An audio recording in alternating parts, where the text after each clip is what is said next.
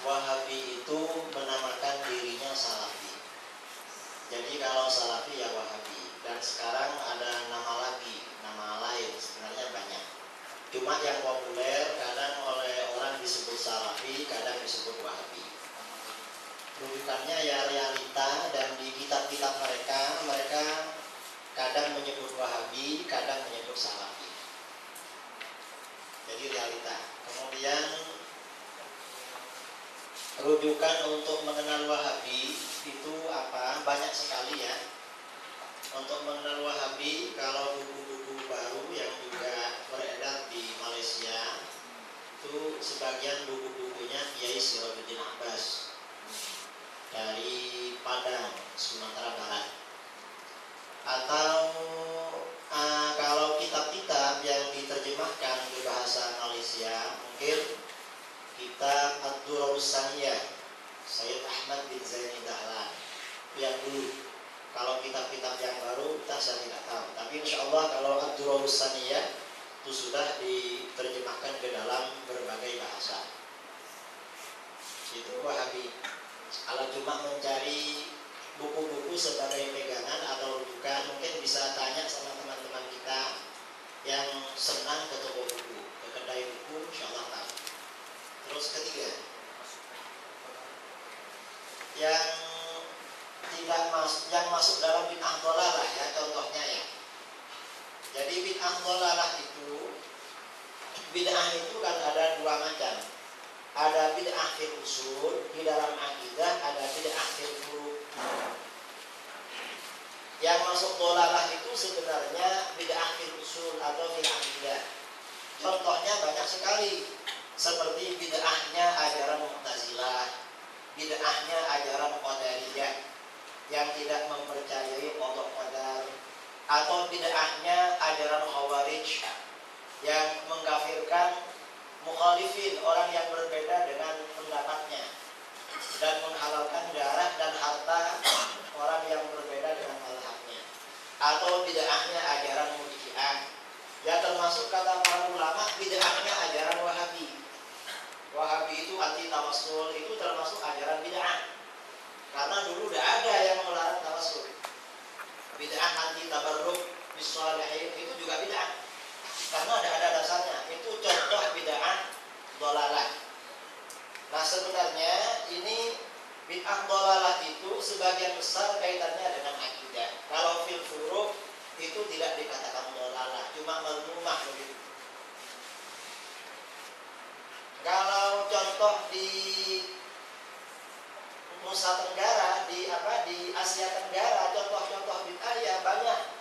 Seperti sebagian masyarakat kita di Indonesia, karena mungkin masih terbawa oleh tradisi agama sebelumnya, agama Hindu, itu suka menaruh makanan di sajen ya, menaruh sajen di bawah jembatan atau di pohon besar sumber air, karena terbawa dengan ajaran Hindu. Itu masih ada sampai sekarang. Jadi di mana-mana ada. Tapi kalau sudah di majelis-majelis ilmu, insya Allah sudah tidak ada bid'ah dhalalahnya. Bid'ah sahihahnya insya Allah tidak ada. Contoh, kemudian pendirian kita tentang pandangan Imam Syatibi. Jadi begini, Imam Syatibi ini tidak mau menolak pembagian bid'ah menjadi dua. Tetapi ketika beliau dihadapkan dengan nas-nas seperti tadi, misalnya seperti penghimpunan Al-Quran pada masa Khalifah Abu Bakar, atau misalnya seperti sholat tarawih ya pada masa Khalifah Umar, atau misalnya seperti penambahan azan 2 kali pada masa Khalifah Umar, Asy-Syatibi tidak mau menyebutnya bid'ah, tetapi oleh beliau dikatakan sebagai masalih mursalah. Jadi hanya perbedaan istilah saja. Jadi oleh beliau dianggap masalih mursalah, ada kemaslahatan yang memang dibolehkan menurut agama. Kalau kita menyebut bid'ah, mengapa menyebut bid'ah? Ya karena dasar tadi. Jadi bid'ah itu definisinya kullu muhdatsatin bid'ah. Setiap perkara baru adalah bid'ah. Kemudian ada aqwal, ada pernyataan dari ulama Rasyidin, misalnya Khalifah Umar yang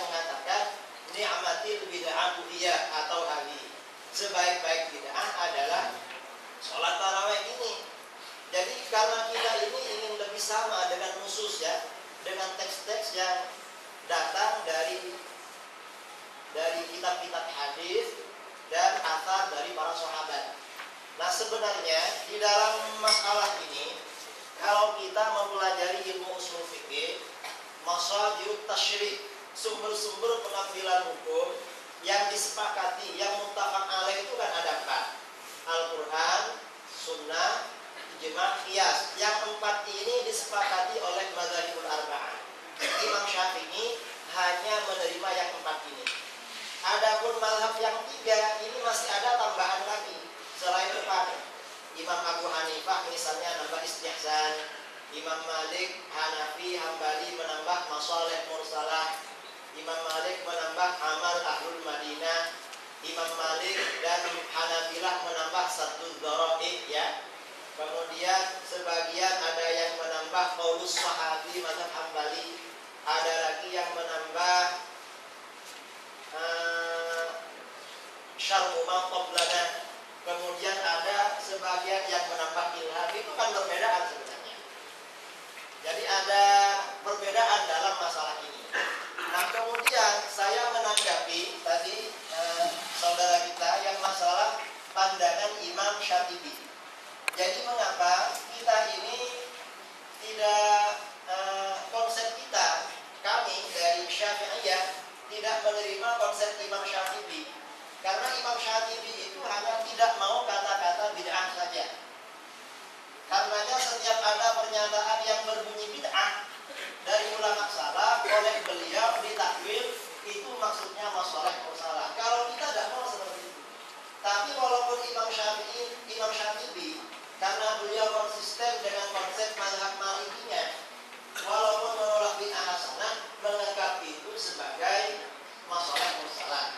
Ada lagi sebagian ulama seperti Ibnu Rajab Al-Hambali dalam kitabnya Syarah Arba'in An-Nawawiyah ya. Dalam kitabnya Syarah Arba'in An-Nawawiyah, beliau menolak istilah bid'ah hasanah. Bid'ah hasanah itu tidak ada. Yang ada adalah sunnah dan bid'ah.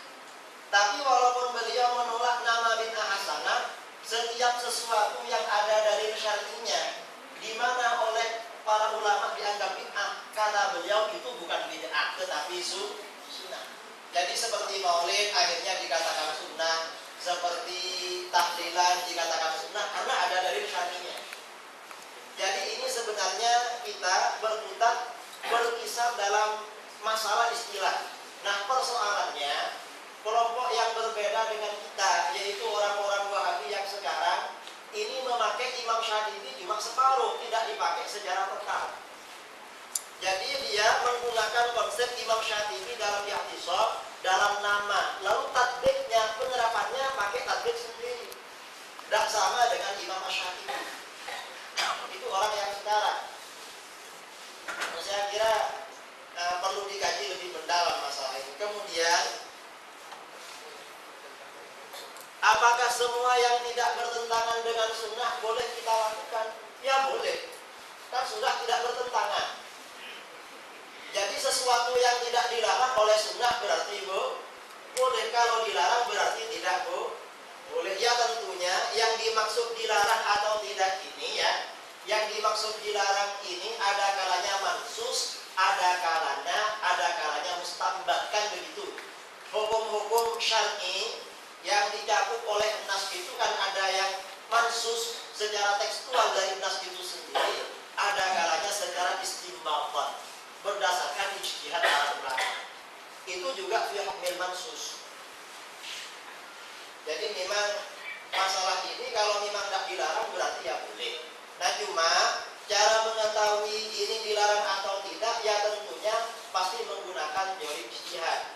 Karenanya kata Imam Izzuddin bin Abdussalam, bid'ah itu kata beliau dibagi menjadi 5 untuk mengetahui al-tuqradu alal ahkam asy-syar'iyyah. Bid'ah-bid'ah yang ada itu harus dikomparasikan, diperlihatkan atau dianalogikan dengan hukum-hukum syar'i yang sudah ada. Kalau misalnya nanti dia nyambung dengan yang wajib, berarti bid'ah wajibah. Kalau dengan yang sunnah, berarti bid'ah yang mantubah dan seterusnya. Jadi seperti itu. Kemudian yang tadi ada pertanyaan, apakah kita ini boleh mempersoalkan kelompok-kelompok yang tidak bermazhab dengan kita? Kalau kita ini secara ilmiah kan memang tidak ada yang melarang ya, karena memang Islam itu berkembang dengan dialektika ilmiah. Kemudian sebenarnya orang-orang Syafi'iyah atau Ahlus Sunnah wal Jamaah di Nusantara ini sebenarnya tidak memulai, tetapi hanya melayani.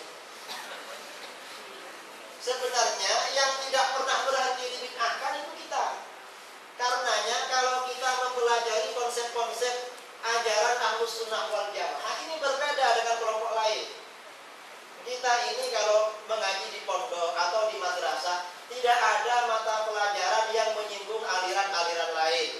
Misalnya kita mempelajari aqidatul awam, wujud qidam baqo, dak nyebut-nyebut Mu'tazilah, dak nyebut Syiah, Wahabi dan lain sebagainya. Karena kita itu yang terpenting memperdalam, memantapkan akidah kita. Cuma ternyata orang lain tidak pernah berhenti menyerang kita, akhirnya kita layani. Kalau mereka mereka boleh menyerang kita, kenapa kita tidak boleh? Alasannya kan begitu, itu yang kedua. Kemudian yang ketiga, sebenarnya masalah bid'ah ini, perbedaan konsep bid'ah ini sebenarnya masalah furu', bukan masalah usul, bukan masalah akidah. Cuma orang yang berbeda dengan kita memposisikan khilafiyah di dalam bid'ah ini diposisikan seperti berbeda dalam masalah akidah, sampai dianggap dipastikan masuk ke neraka. Jadi dibesar-besarkan. Khilafiyah itu kan ada dua macam. Jadi kalau khilaf fil usul ya, ikhtilaf fil akidah itu yang benar itu ala haqqin, ala hidayatin fil jannah, tetapi yang batil ya, yang salah itu ala batilin, kemudian final ala dhalalatin, kan seperti itu. Kalau di dalam furu', di dalam masalah furu'iyah, perbedaan itu yang benar dapat 2 pahala, yang salah dapat 1 pahala. Nah ini enggak, orang-orang Wahabi ini memposisikan khilafiyah dalam bid'ah seperti masalah akidah. Orang yang tahlilan jelas masuk neraka, padahal ini masalah furu', bukan masalah akidah. Itu yang ketiga. Yang keempat, karena memang aliran-aliran seperti Wahabi ini memang aliran sesat, kita wajib hukumnya amar ma'ruf nahi munkar. Caranya bagaimana? Menjelaskan kepada umat Islam tentang kesesatan Wahabi, agar umat Islam ini sadar dan tahu. Jadi kita menjaga umat Islam agar tidak terpengaruh. Yang kedua, selain itu, barangkali ada dari kelompok-kelompok mereka terpengaruh dengan Wahabi karena syubhat, karena belum paham. Akhirnya mereka bisa kembali kepada ajaran benar Ahlus Sunnah wal Jamaah. Jadi ini sebenarnya masuk dalam konteks amar ma'ruf nahi munkar. Ini ya, saya tambahkan. Tadi ini sebenarnya 15 menit.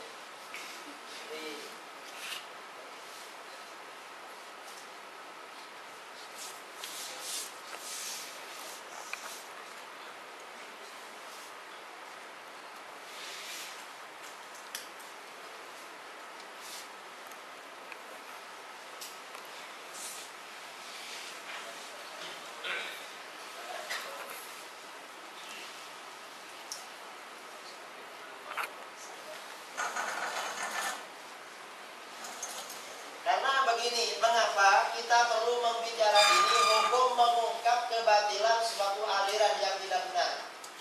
Karena kelompok-kelompok yang berbeda dengan kita, ketika mereka tidak bisa berhujjah, tidak perlulah kita membicarakan orang lain. Ada yang sering begitu. Ini bukan tidak perlu, malah wajib hukumnya, agar orang itu selamat. Dasarnya mana? Di dalam Al-Quran ada ayat kewajiban amar ma'ruf nahi munkar. Kuntum khaira ummatin ukhrijat linnas ta'muruna bil ma'ruf wa tanhauna 'anil munkar wa tu'minuna billah.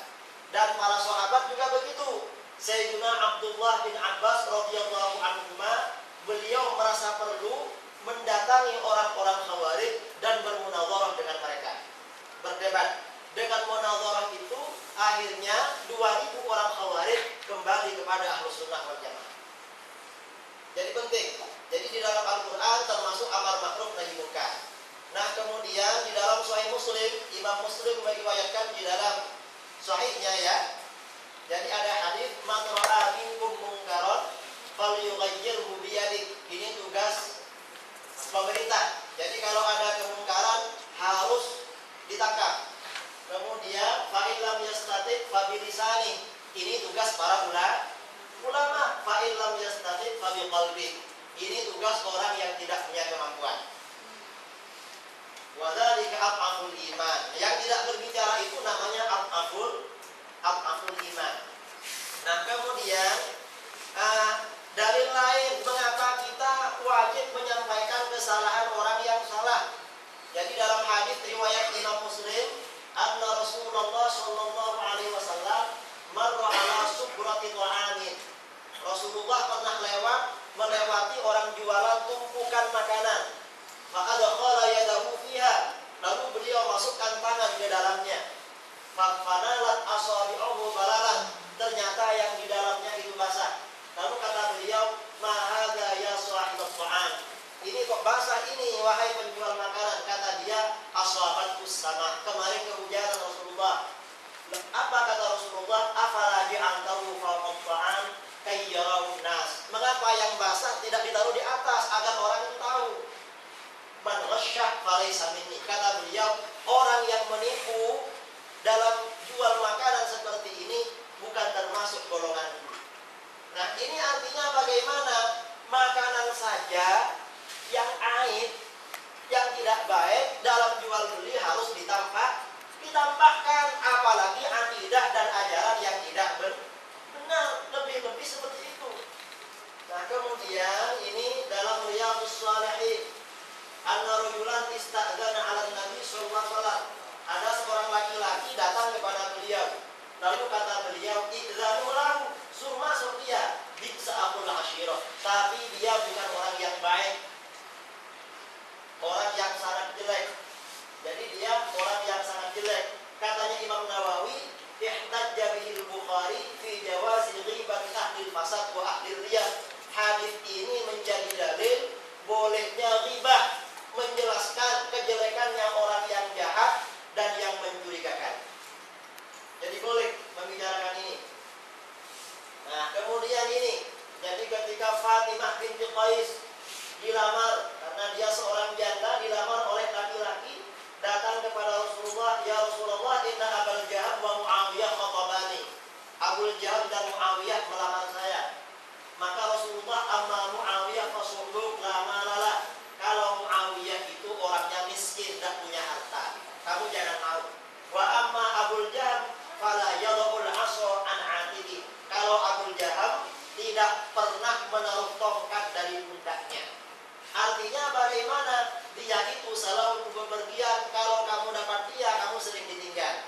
Lalu kata beliau dalam satu riwayat, inkihi Usamah bin Zaid. Kamu kawin saja dengan Usamah bin Zaid. Jadi masalah seperti ini bukan masalah akidah, perlu dijelaskan pada orang. Apalagi masalah ajaran. Nah, kemudian jadi ini masalah kewajiban amar ma'ruf nahi munkar. Jadi banyak ya.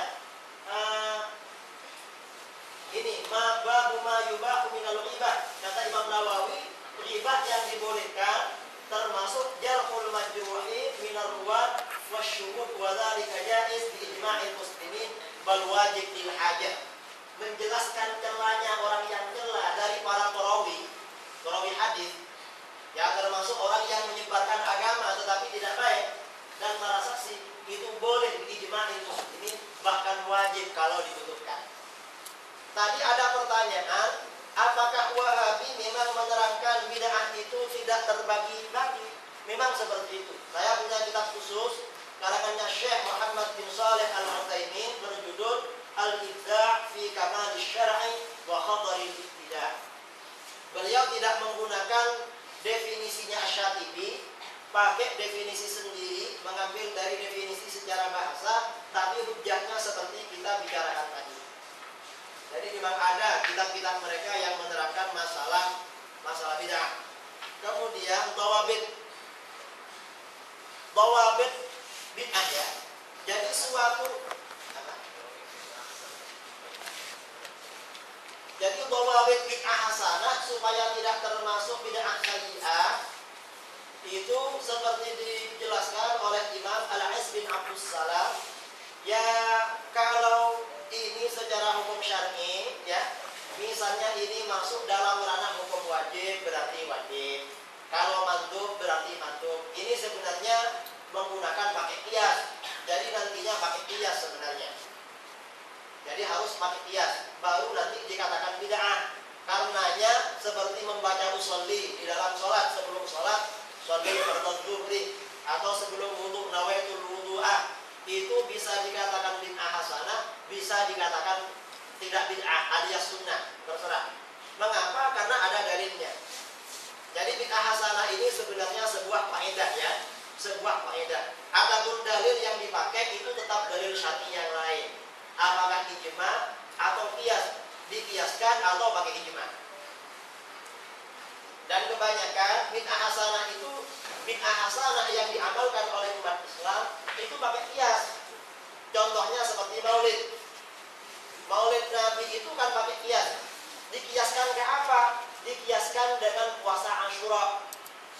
Jadi Al-Hafidz Ibnu Hajar menganjurkan dan membolehkan maulid qiyasnya kepada Asyura. Imam Bukhari dan Muslim meriwayatkan qadiman Nabi sallallahu alaihi wasallam al-Madinah wa wajada al-yahud yasumuna Asyura. Nabi datang ke Madinah, hijrah ke Madinah, ternyata Yahudi berpuasa Asyura. Lalu kata beliau, "Ma balu hadza?" Ini mengapa kalian berpuasa? Yahudi menjawab, "Hadza yaumun shalih, najjallahu fihi Musa wa qaumahu wa aghraqa Fir'aun wa junudahu fa shamahu Musa syukran lillah." Pada hari ini Allah menyelamatkan Musa dan Bani Israel serta menenggelamkan Fir'aun beserta para tentaranya. Karenanya Musa berpuasa pada hari itu karena bersyukur kepada Allah. Lalu jawab Rasulullah, "Ana ahaqqu bi Musa minkum." Aku lebih berhak mensyukuri Musa daripada kamu. Fasamahu wa amara an-nasa bisyami. Lalu beliau berpuasa Asyura dan menyuruh umat Islam berpuasa Asyura juga. Kata Al-Hafidz Ibnu Hajar, selamatnya Nabi Musa saja kita dianjurkan untuk mempuasai ya. Karena Nabi Musa selamat, kita dianjurkan berpuasa. Apalagi lahirnya Nabi Muhammad. Lebih afdal mana selamatnya Musa dengan lahirnya Nabi Muhammad? Lebih afdal, lebih utama lahirnya Nabi Muhammad sallallahu alaihi wasallam. Berarti kalau begitu menggelar merayakan Maulid Nabi lebih masyhur daripada shaum Asyura secara qiyas. Dan ini katanya teori usul fikih yang dikembangkan dalam ilmu usul fikih semua mazhab, termasuk di dalam mazhab Hambali. Syekh Ibnu Taimiyah dalam kitab usul fikihnya Al-Musawwadah fi Ushulil Fiqh, Ibnu Taimiyah mengatakan bahwa hukum produk qiyas aulawi itu lebih kuat dari segi hukum daripada hukum yang mansus. Diumpamakan begini ya. Contohnya Maulid Nabi ini sebenarnya kalau mengikuti manhaj usul fikih Syekh Ibnu Taimiyah mestinya sangat kuat. Diumpamakan begini, di dalam Al-Qur'an yang dilarang menyakiti orang tua itu dengan cara bagaimana? Wala taqul lahuma uffin. Kalau memukul orang tua boleh apa enggak? Di dalam Al-Qur'an tidak menyebutkan, mengatakan uff saja tidak boleh, apalagi memukul, karena memukul itu lebih menyakitkan daripada mengatakan uff. Karenanya memukul lebih haram daripada uff. Jadi katanya Ibnu Taimiyah, hukum memukul lebih haram, walaupun memukul itu tidak mansus. Karena produk dari qiyas aulawi. Nah, berdasarkan teori ini, mestinya Maulid Nabi itu luar biasa masyhurnya. Karena lahirnya Rasulullah lebih pantas disyukuri daripada selamatnya Nabi Musa. Logikanya seperti itu. Nah, kalau kita misalnya berdalil seperti itu, apa masih disalahkan? Dan tidak, kita ada konsep ilmunya, ada usul fikih. Kalau kita berdalil dengan hadis, ada mustalah hadis. Kalau kita menyampaikan apapun, semuanya ada dasar-dasarnya. Saya kira jelas. Terima kasih yang berbagi.